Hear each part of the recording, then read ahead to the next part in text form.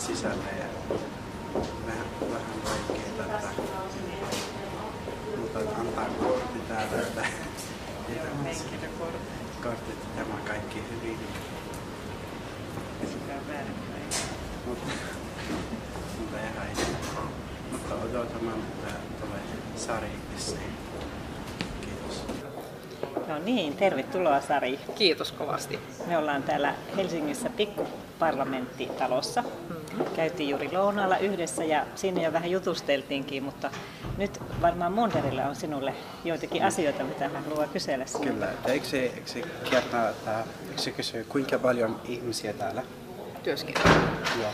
Meillä Suomen eduskunnassa on 200 kansanedustajaa ja kansanedustajilla on jokaisella oikeus yhteen avustajaan. Eli se tekee jo 400 henkilöä. Ja sitten tietenkin täällä poliittisissa ryhmissä työskentelee ihmisiä ja sitten tämän talon valiokunnissa, jotka vastaavat lainsäädäntötyöstä, niin niissä myöskin on mukana ihmisiä, että kyllä tässä talossa päivän mittaan vierailijat ynnä muut mukaan lukien, niin on hyvinkin sanotaan, että 600 ihmisistä niin kuin ylöspäin vierailijoiden ja vakinaisten määrä. No niin, kiitos. Ja on kaksi kysyä, että mitä päivää töihin täällä? Te yksi viikko. Mm-hmm. Kuinka paljon päivää te töihin? Meillä istuntoviikko alkaa tiistaisin ja siinä jokaisella kansanedustajalla on vähintään yksi valiokunta, jossa hän seuraa lainsäädäntötyötä. Sen lisäksi hän saattaa olla jossakin valiokunnassa vaikka varajäsenenä tai joillakin edustajilla saattaa olla useampiakin valiokuntia. Nämä valiokunnat kokoontuvat aamupäivisin, eli ennen sitä, niin kuin tänään esimerkiksi kello 14 alkavaa istuntoa. Ja näissä valiokunnissa käydään läpi niitä hallituksen esityksiä, jotka on tuolta suuresta salista, eli sieltä istunnosta lähetekeskustelun kautta lähetetty sitten valiokuntiin. Ja sen lisäksi monilla on sitten erilaisia tapaamisia, eli tavataan monenlaisia eturyhmiä, tavataan henkilöt, jotka haluavat tulla kertomaan vaikka oman vaalipiirin näkemyksiä, ja sitten voi olla mediatapaamisia ja vastaavaa. Ja sitten iltapäivisin alkaa istunnot. Ja istunnoissa sitten käydään läpi niitä hallituksen esityksiä, jotka ovat tulleet sitten eduskuntaan, ja myöskin sitten niitä valiokuntien mietintöjä, jotka ovat sitten valmistuneet jo siihen, että niistä voidaan käydä keskusteluja. Ensimmäinen käsittely ja sitten mahdollisesti myös toinen käsittely. Ja sitä kautta sitten nämä lait tulevat hyväksytyksi eduskunnassa ja päätyvät sitten meidän lakikirjoihin. Kiitos ja minä iloinen, että sinä rakastaa ihmisiä. Sinä töihin hallitus ja että ihmiset suomalainen, jos haluaa apua, että sinä varmaan haluaa hänelle. Kyllä ei.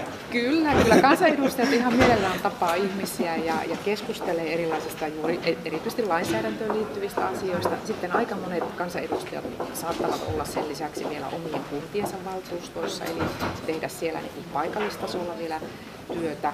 Mutta tietysti meillä Suomessa niin vallitsee sellainen selkeä raja, että esimerkiksi vaikkapa oikeuden päätöksiin niin kansanedustajat eivätkä saa vaikuttaa, eli oikeusistuimet toimivat meillä riippumattomasti. Ja joskus tulee sellaisia vetoomuksia kansalaisilta, että kysytään, että eikö voisi kansanedustaja auttaa vaikka jossakin asiassa, että muuttaa jonkun viranomaisen päätöksen tai vaikkapa oikeuden päätöksen. Ja silloin täytyy vain todeta, että se ei kuulu kansanedustajan tehtäviin, että meillä oikeuslaitos toimii riippumattomasti. Kyllä, totta kai. Ja te kaikki täällä töihin, jotka haluaa apua ihmiset suomalainen. Ja ihmiset kaikki, mitä tarvitset. Kyllä.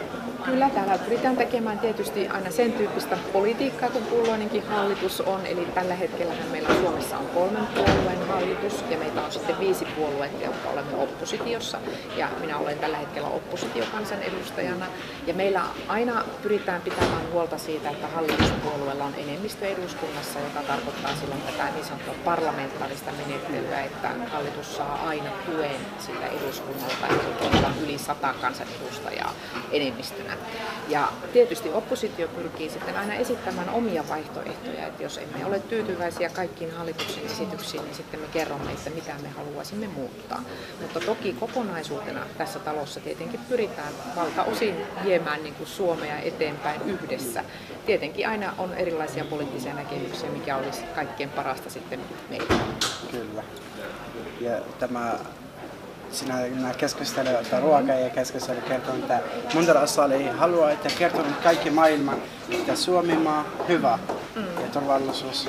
Ja minä haluan kysyä nyt sinusta, että mitä hyviä Suomessa?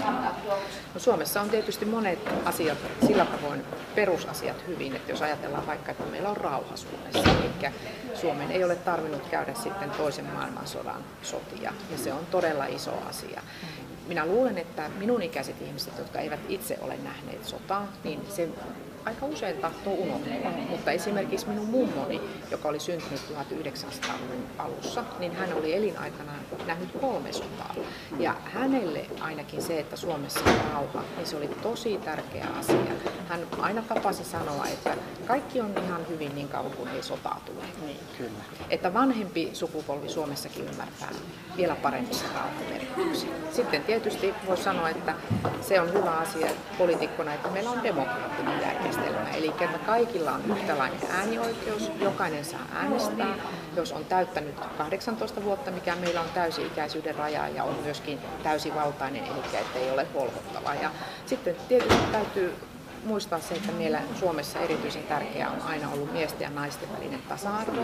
Meillä on jo ollut yli 100 vuotta mahdollista naiselle äänestää ja se on todella, todella tärkeä asia ja me pidämme sitä Suomessa isossa arvossa. Ja sitten tietysti se, että meillä on koulutusjärjestelmä sellainen, että se myöskin takaa sen, että jokainen lapsi riippumatta siitä, onko rikkaat vanhemmat tai köyhät vanhemmat, niin saa samanlaisen peruskoulutuksen ja hänellä on myöskin mahdollisuus jatkaa sitten ammatilliseen koulutukseen, toisen asteen koulutukseen ja edetä sieltä sitten sille alalle, kun haluaa.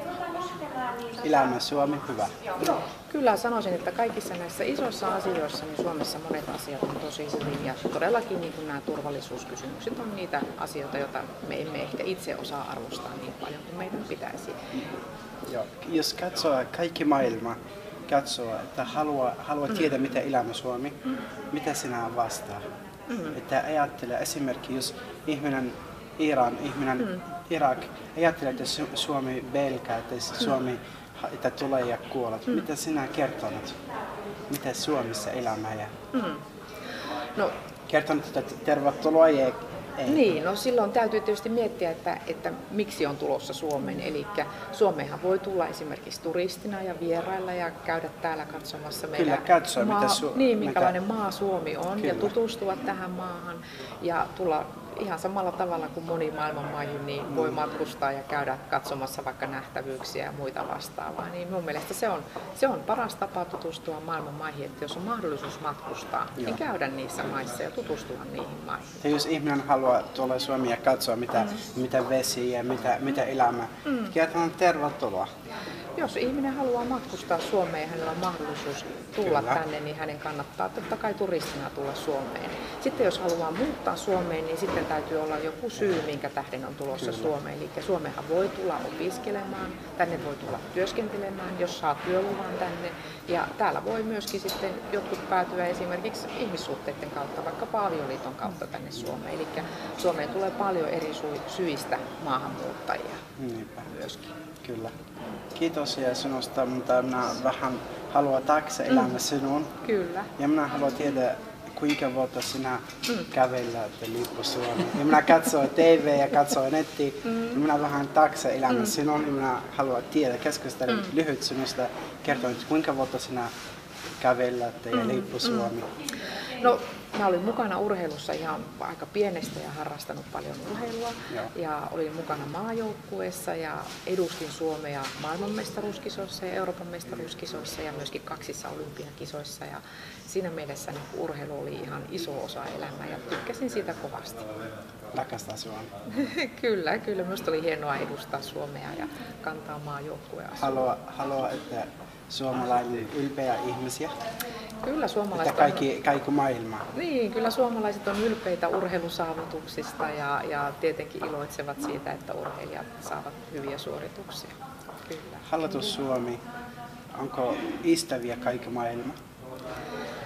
Kyllä Suomella on yleensä ystäviä eri puolilla maailmaa. Meillä ei ole mitään erityisiä vihamiehiä, voisi näin sanoa. Suomi on pyrkinyt hoitamaan aina sillä tavalla asiat, että että me pidämme hyvät välit naapurimaiden kanssa ja pyrimme rakentamaan rauhaa ja olemme myöskin itse mukana esimerkiksi erilaisissa kehitysyhteistyöprojekteissa ja rauhanturvatehtävissä, jota kautta ollaan myöskin auttamassa siinä, että maailman maat pystyisivät elämään keskenään sovussa.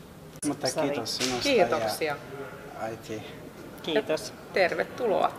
Kiitos paljon. Kiitos.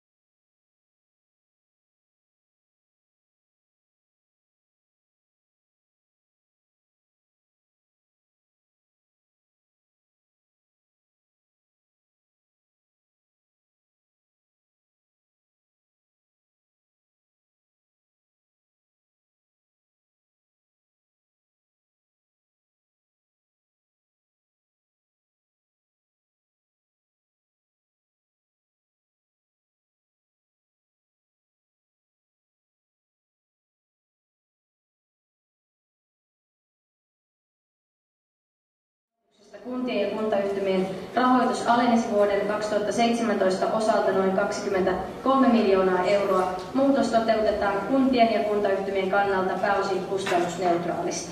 Samaan aikaan eduskunnan käsiteltäväksi annetaan perusopetuslain muutos, jolla uudistamme aikuisten perusopetusta. Museoihin, teattereihin ja orkestereihin, jotka saavat valtionosuutta, kohdistuu edellisen hallituksen päättämän laskevan rahoituskehyksen johdosta määrärahojen vähennyksiä. Tämän hallituksen ohjelmassa ei ole kulttuuria koskevia suoria säästöpäätöksiä. Rahoituslaki muuttuu 1.1.2017. Esitys liittyy valtion vuoden 2017 talousarvioesitykseen ja on tarkoitettu käsiteltäväksi sen yhteydessä. Ja arvoisat edustajat, tämä ministerin puheenvuoro ja tämä tärkeä asia saattaa virityttää muutaman vastauspuheenvuoron. Pyydänkin niitä edustajia, jotka haluavat käyttää vastauspuheenvuoron, nousemaan ylös ja painamaan V-painiketta. Ja lyhyen debatin. Edustaja Essayah.